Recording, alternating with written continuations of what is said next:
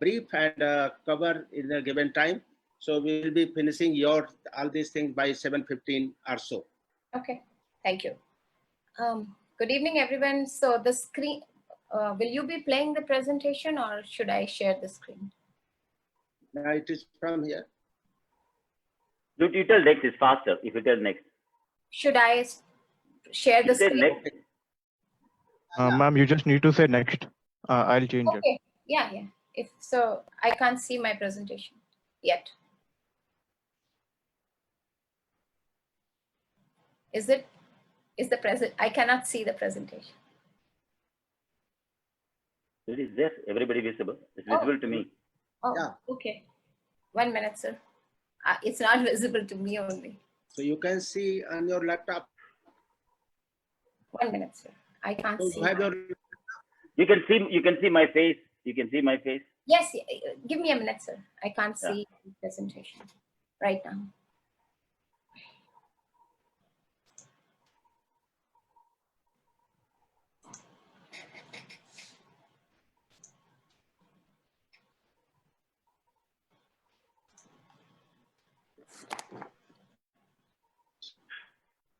Okay, yes, I can see it. Sorry. So good evening, everyone. I'm here to talk about, as Dr. Indramani has stated, it's automated solar refrigerated evaporatively cooled storage structures for smallholder farmers. And we have worked on this with scientists from Michigan State University, Dr. Randolph Baudry, he is in Department of Horticulture, and Dr. Norbert Mueller in the Department of Mechanical Engineering.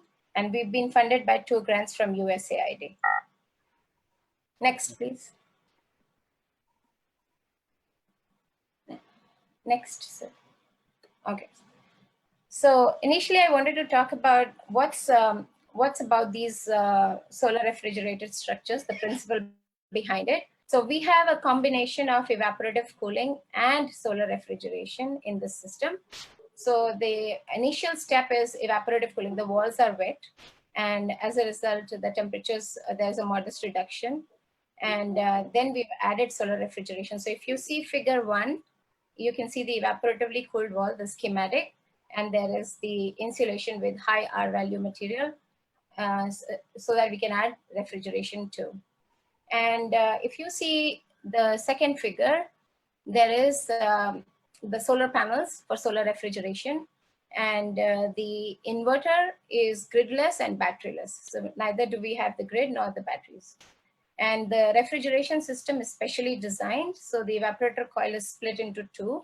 One cools the air and the other cools the water. The water is in a drum, so that's the thermal storage.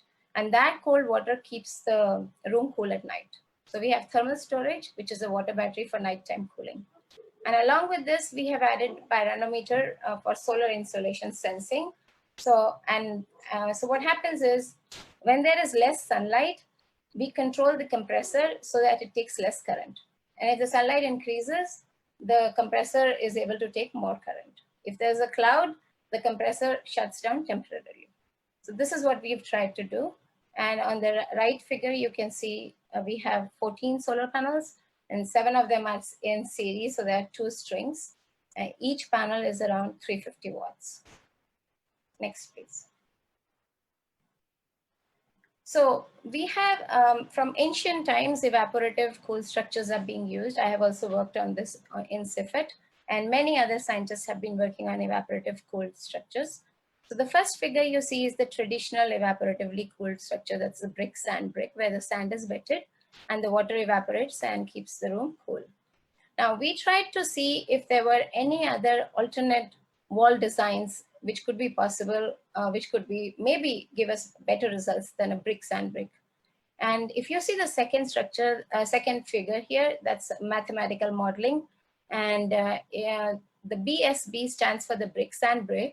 So if we start in this figure, if we start from the BSB, that has a huge thermal mass and very low thermal transmittance. So the y-axis, you can see the change in temperature of the product is very little, just around 2 degrees. And if you go to the right-hand top, the MSF, that is the mesh supported fabric, which has high thermal transmittance and a very low thermal mass. As a result, the temperature change that can happen in the product is much more, like 4 times that of the brick and brick. So from our mathematical modeling suggested that we could have some more wall designs which could give better results just for evaporative cooling. As you can see, there's pervious concrete, which is somehow midway.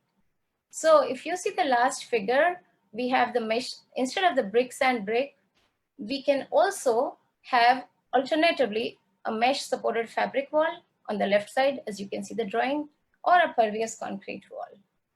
So different wall designs for evaporative cooling are possible. Next, please. So our study continued in IARI, and these 3 figures that you can see here are 100 kg structures. So we made 100 kg of each wall design. As you can see, the first one is mesh and fabric. So it's simple to make. The fabric is wetted, and there's a mesh inside of that. The second one is the traditional one, bricks and brick. And the third one is the pervious concrete. So if you see the graph below, the black line shows the ambient temperatures, day and night, which is like in the day, it goes around 40 degrees Celsius. And the green line, and so all of them start at time 0. Time is the x-axis. All of them start from 40 Celsius. And as the product comes down, you can see the temperature of the product for mesh supported fabric is the lowest. So that gave us the best results. As a result, we thought we would work with the mesh supported fabric evaporative cool structure. Next, please. So here you can see the mesh supported fabric 2-ton structure, which we built in IARI. And it gives modest temperature reductions. So if you see the right side figures up top, the red line is the ambient temperature, and the inside is around 30 Celsius when the outside is 40. So around 10 degrees reduction, and the humidity is 80%. So we all know this. Next, please. Yeah. So that was our basis for the evaporative cool structure. And then we started adding to see what was possible, what all is possible to make it solar refrigeration. So we have done a lot of research in these so many days. And on the left-hand side, you can see that we have this evaporative cool structure with this special fabric. The fabric that we have here has been tested at Michigan State. So they tested around 100 fabrics and came up with the best one, which could spread water through the fabric and not let it just fall down or something. And you can see the lower diagram shows all the number of panels that we have used here. And the right side diagram shows that how the energy from the panels was converted to the energy which could be given to the refrigeration system, which is on the top right-hand side. So there were several systems that we used from all over the world, actually. You can see we have a MPP Solar, we have SMA US, we have SMA India, and we have a Cyber inverter. So we checked all over, and we found that there were only so many systems which could work without grid and without batteries. I mean, there are only a few in number. That is called like a secure power supply. So only those kind of systems. Otherwise, the on-grid ones, mostly the inverters that are available are the on-grid, for which if there's no grid, it will not give power. Or else they are off-grid, which means they need batteries. So we looked for systems which do not need the grid and which do not need batteries, and we were successful. And we tried all of these with our system in IARI. Next, please. This is a specially designed refrigeration system. So the evaporator coil has been split into 2 for cooling the air and cooling water in the drum. And on the right side, you can see the water battery. So the water from the drum, the cold water is pumped into this battery up top, the reservoir of water. And the pump is also run from the solar energy. And the motor, which is to wash the panels, is also run from the same solar energy. Next, please. So here you see that these are some extra features that we've added, which as I was telling you, to make the system automatic. That is, if there is less solar insolation, then it should run on a lower, take less current. And if there's more solar insolation, the compressor should take more current. So you can see in the lower left-hand side, we have the pyranometer for solar sensing. And then those small panels that you can see up top are used for running that microcontroller that we are running for the control. And this middle figure, we are taking out the indoor PCB because we are putting in our own signal there. And the last one you can see is the unit that is standing outside the refrigeration system, which is run from the panels, and which is giving that change into the indoor unit. So you see the pyranometers, as it's written here, pyranometers of solar panels are for sensing the sunlight insolation. The amount of sunlight changes the amount. So according to the amount of sunlight, we have used the microcontroller and we change the amount of resistance across the PCB of the inner unit. So that changes the compressor demand, how much the compressor is going to demand. So this is working successfully. Next, please. So as you can see, like this is on a particular typical day. So around 8 to 9, when there's less sunlight, the refrigeration system draws 3 to 3.5 amperes. Then when it goes a bit high, like higher intensity, 7.5 to 8 amperes, and goes down again in the evening. And then in the night, it just turns off because there's no solar energy. And if there is a cloud cover, then we are activating the relay and it stops the power temporarily. And as soon as the cloud cover goes away, the system starts again. So it's working automatically nowadays. Next, please. As you can see here, this is just a control panel that we have fitted with the system with our refrigeration structure. So you can see on the left side, we have the solar panel currents. So the two strings are giving two set of currents. So that's voltage up top, then the current, and then another voltage and current from the flat panels and the west panels. I mean, we did have direction in the panels also. And on the right-hand side, you can see that the grid current is 0 almost. So we draw no grid current. This grid current 0.95 amperes is for running these meters actually.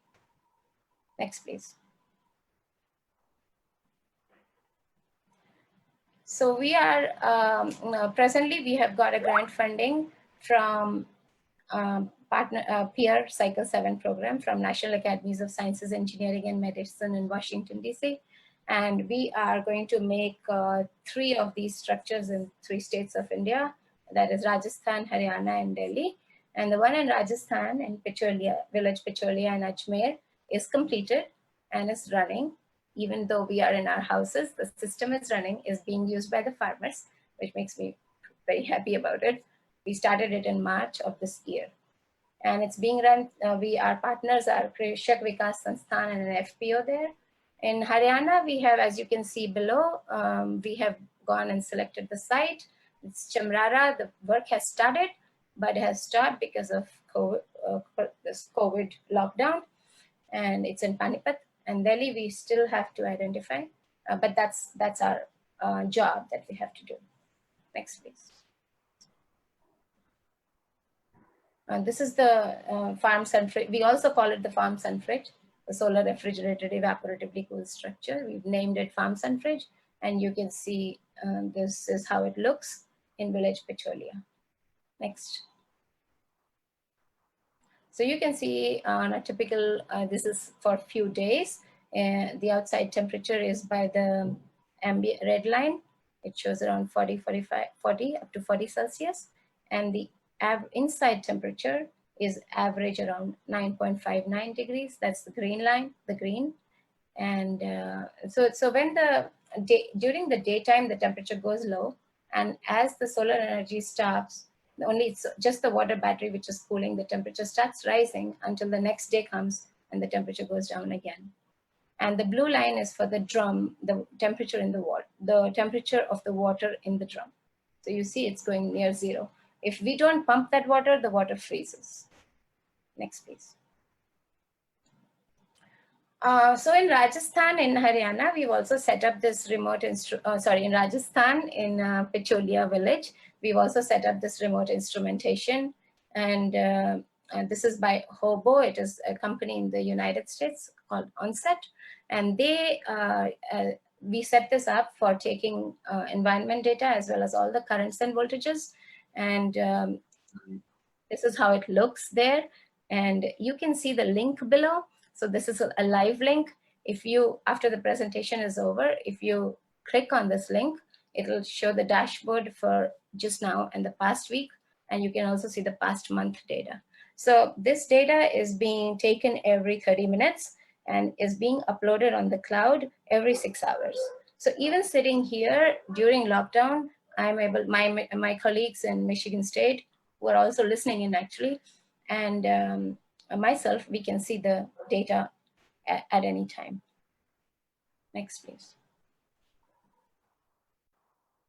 Along with doing all this work, we are also training. The system is not difficult to make. We are training the farmers. It is being made by a team who we have trained at IARI, and they're also training the farmers. So it's built on columns, and it's got simple low-cost insulation like 2-inch thermocol styrofoam panels. You can see that. And we have the third figure up top you see is for hanging the water battery. And in the lower right figure, you can see Dr. Randolph Botry there training the person how to use the autoclaved aerated concrete blocks. So we've not used bricks anywhere. All these columns that you see are from it's called AAC blocks. They're commercially available by CK Birla Group and all. And the thermal conductivity of these AAC blocks is 1/8 of that of bricks. So we've not used bricks, we've used these because they are really good insulators. Next.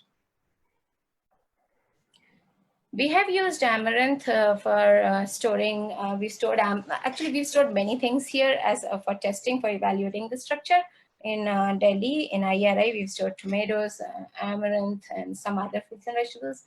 But here, the idea here, I'm trying to propose that Amaranth can be used as a model crop for testing the storage.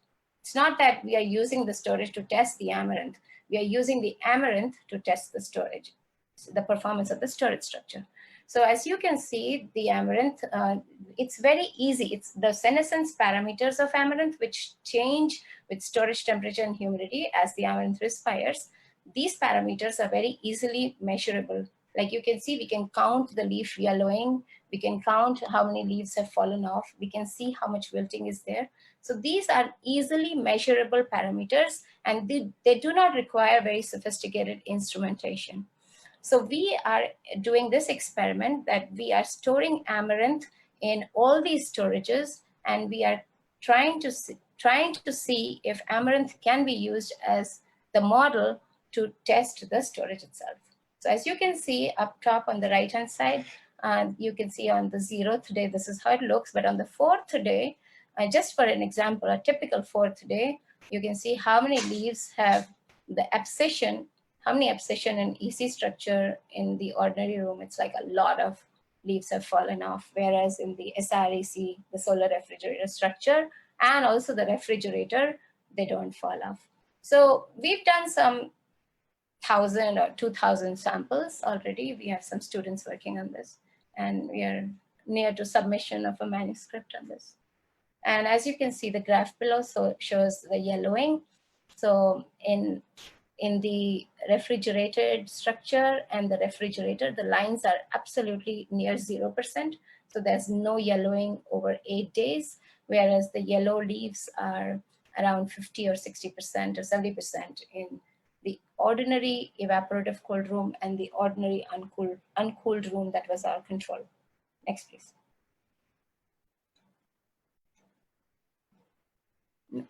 Next. Okay, so this is the current situation that we have here as on April 27, 2020.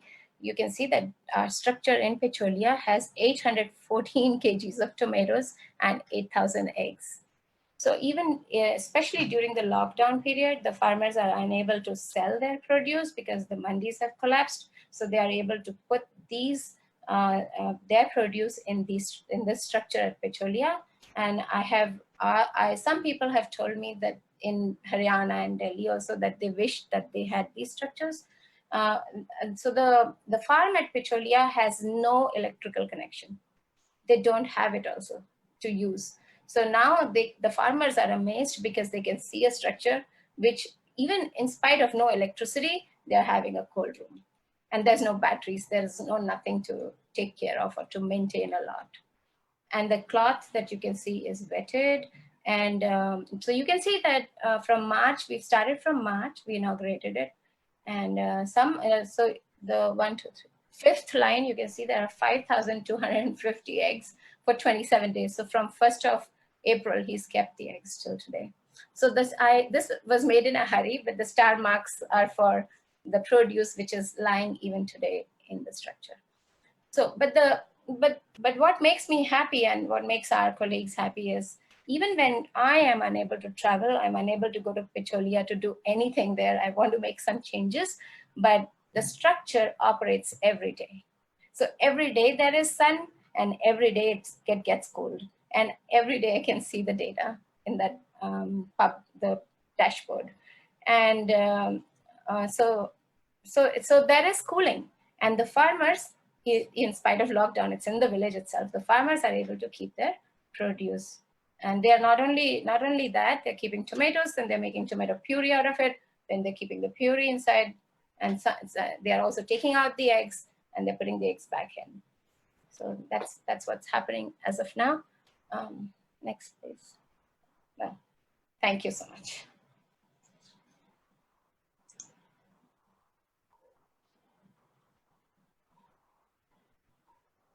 Thank you. Is her line broke or she's completed? I'm here. Yeah, please. It's over? You completed? Yes. From my side. Thank you. I'll take some questions. Yeah, thank you very much, Doctor.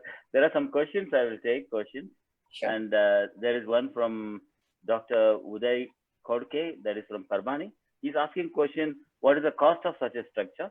There's another question regarding whether you're using sun tracking technique in this or not. You're tracking the sun or not. These two questions you can answer, please. Yeah, the cost is around 5 lakh rupees. I mean, yeah, approximately. Are you tracking the sun for the solar panel or no? Is it No, we are not. Okay, then. Another question is panels. We have to track 14. I mean, there are 14 panels, so we yet have to think of a way how to do that. I'm sure we can do it, but that's still part of our research, maybe. Okay. Another question from Samir Kulkarni is asking basically whether its capacity is 100 kg. So whether you do it as a cooperative or is it individual farmers are having this? It's a cooperative, sir. The structure is in Pecholia. This, not the 100 kg, this is 2-ton structure. It's in Pecholia, and many farmers in that farming community are able to come and use the structure. 100 kg we've not built anywhere. It's just in IARI. But people can build it. Okay, thank you. Mahesh, question 5 lakhs, I think it's 100 kg capacity. Am I right? No, 2 tons. 2 tons. Okay, fine. Another question is that how about gas production and respiration heat generation control? I don't understand. So the respiration heat, yes, does get generated, but the temperatures are low. So accordingly, the respiration heat is less.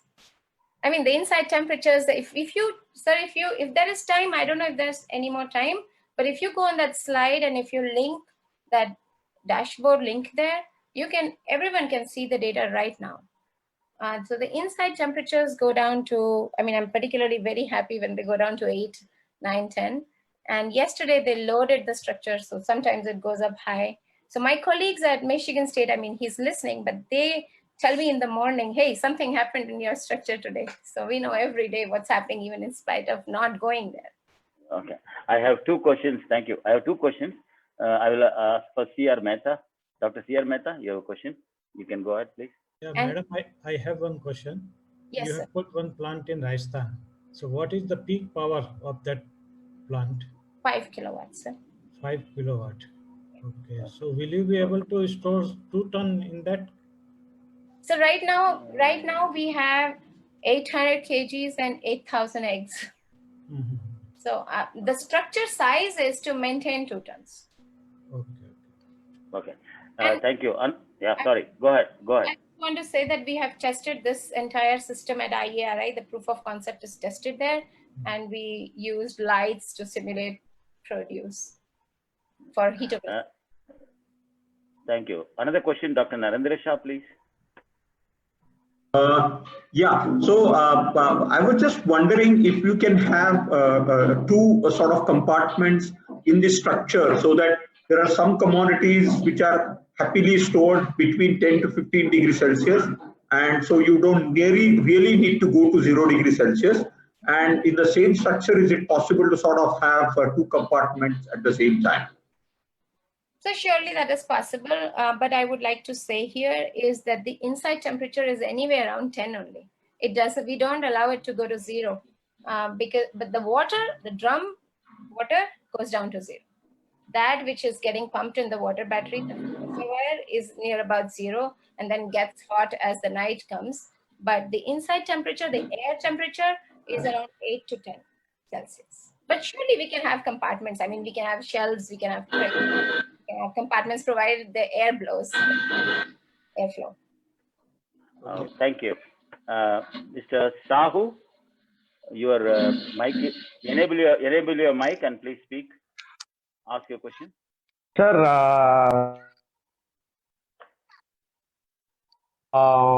installations in our state, to whom should I contact? I didn't understand the question. No, whom to contact if you want to get details? You contact ASAE, they will forward the All of details us. to the. Okay, thank you, sir. Thank you, sir. Thank you. Dr. Gajendra Singh has a question. Sir has a question. Yeah. Just one more just question, then I think Bhaskar. Yeah, just I'll come. Dr. Gajendra Singh has a question. Yeah, I'll come. I'll give you last. Bhaskar, some questions. Yes, sir. Please. Well, I joined in between. The question is the techno-economic feasibility across Indian sites where these systems finds its application, whether it has been done at your end, man, so that it could be given as a policy reform for the likely areas where this could be installed. I would totally like it to be given as a policy reform somewhere. And yes, we worked out the cost economics. We do not use electricity. There's no operating cost whatsoever of electricity. Even this guy who's washing the panels is using a motor which we are running from the solar panel itself. So you see, it works. Yeah, it works. It's not a question, ma'am. The question is. Thank you. Yeah. No, wait. I think let the panelists, the speaker, let us speak first. Dr. Yes, sir. Okay. I think I will ask Dr. Gajendra Singh your question. Well, congratulations, Sangeeta. Very good presentation. I have one thing to request. For a long term, can you do kind of a cost estimation of your system versus using only the solar panels for electricity generation and storing in batteries, keeping the prospects of the batteries life increasing and the capacity of batteries increasing? And what will be the long-term perspective? I can do that, sir. I'll do that. Okay. Yes. Thank you. Yeah. Thank you. I think now